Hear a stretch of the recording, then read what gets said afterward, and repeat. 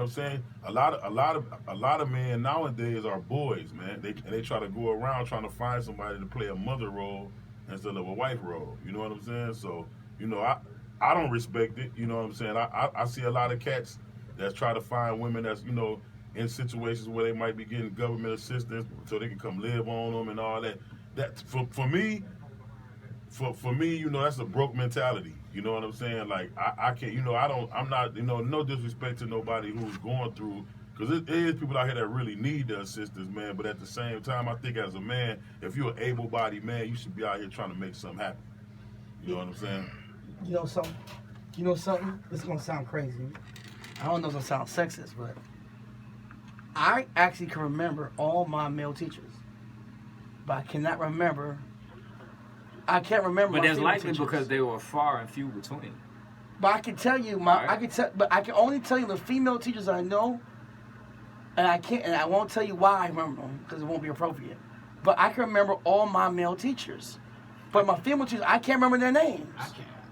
I can't remember any of my male teachers. Oh my God! I knew my science teacher.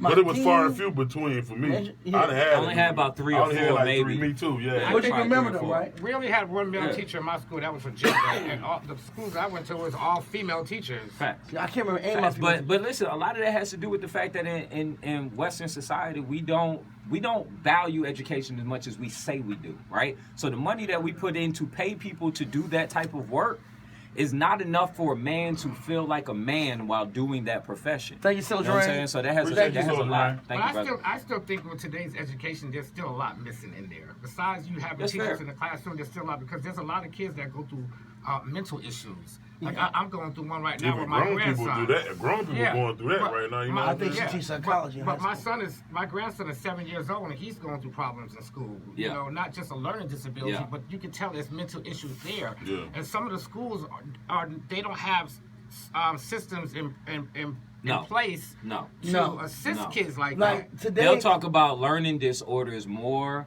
prevalently than we will talk about emotional. Yeah. And see if they had people if they had people in place with, like AJ was saying, in them type of schools, they'll be able to recognize the signs. Yeah. Right. You know what I'm saying? Stuff like that. And how to address that child. Yeah. You know, instead of thinking it's a disciplinary problem. Right. You ain't got to punish them. You ain't got to, kick them out of school. It stimulates from the home. Yeah, right. Fact. You know? When I came to the classroom, I sat down and I don't know if you know this, but I kept looking at every single student. I would go around like this. I'm big.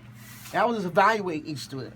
And when I realized that you had this amazing rhythm with each person that came to the room, even if they came like late, whatever, you interacted with each one. And these students had different like attitudes. Right. Like some kids came in with like, man, some folks came in and they looked insecure. Some folks came in, they didn't even sit on their desk. Right. Some folks were in the book. Some of he had Hispanic, he had Caucasian, he had African American students. Right. But what I noticed is that they all had this emotional. Some of them very confident. Some of them was like, "Yeah, I'm here. I'm in the front row. Give me that computer. You know, I'm here to help." Others was like, "You had to pull them." Mm-hmm. And what I realized is that, I was looking at. I felt like I was in a room with adults. That's how you gotta treat this generation. I felt like I was in a room with adults who just needed to say things or feel a certain way, and they just need to be able to express their feel. I didn't see kids. I mean, there was a young lady all the way in the back. Oh my gosh, I forgot her name. But she was all the way in the back, and she was observing the whole classroom, like discerning, and she put an input. And the sister right near, or you, who was like, who was an athlete and musician. And one kid kept asking questions. I remember it was crazy. So I was sitting there, and Bigg Jigg was on my right. And let me tell you how so amazing how these kids are tied in to Bigg Jigg and what he does in the music. So I'm in the room. There's two people. You got this guy who's a businessman and TV and X, Y, and Z. And then you got Bigg Jigg in the room.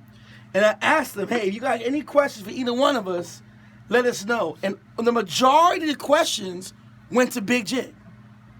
And I was happy because, to be honest, he identified, like the kids identified more with him.